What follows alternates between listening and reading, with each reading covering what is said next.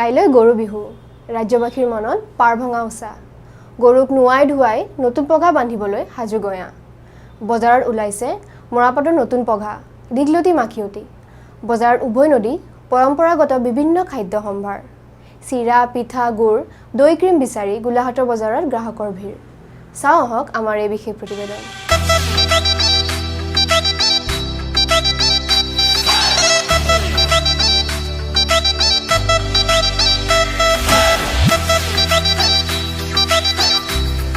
গোলাঘাট নগৰৰ উৰুকাৰ বজাৰত ভিৰ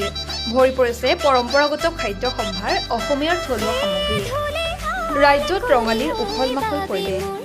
অসমীয়াৰ প্ৰাণ ৰঙালীক আদৰাৰ ব্যাপক প্ৰস্তুতিত ব্যস্ত হৈ পৰিছে প্ৰতিজন অসমীয়া সমান্তৰালভাৱে ভিৰ বাঢ়িছে বজাৰত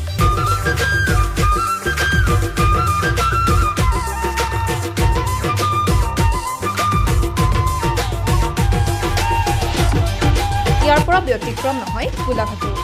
গোলাঘাট নগৰৰ উৰুকাৰ বজাৰত দেখা পোৱা গৈছে অসমীয়াৰ বিভিন্ন থলুৱা সামগ্ৰী অসমীয়া নৱবৰ্ষত জ্যেষ্ঠজনক বস্ত্ৰদান কৰি সেৱা কৰা নতুন কাপোৰ পিন্ধা পৰম্পৰা ৰক্ষা কৰি কাপোৰৰ বজাৰত ভিৰ কৰাৰ সমান্তৰালভাৱে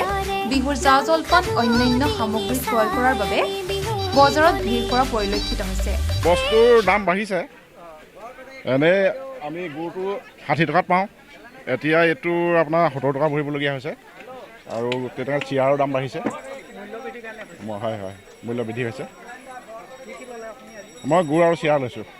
হয় বাৰু আৰু দাম বাঢ়িছে বহুত বাঢ়িছে ইয়াত চিৰা আছে চকোৱা চিৰা মালভোগ চিৰা বৰা আকৌ গুৰ পাব লোকেল গুৰ আছে লিকটীয়া গুৰো পাব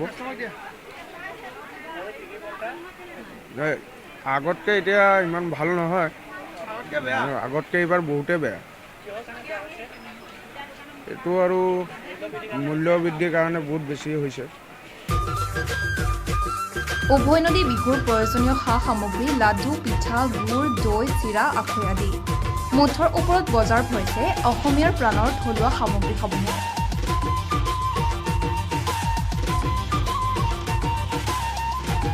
গোলাঘাটৰ পৰা ৰাহুল বৰ্মাৰ ৰিপৰ্ট জননী লাইভ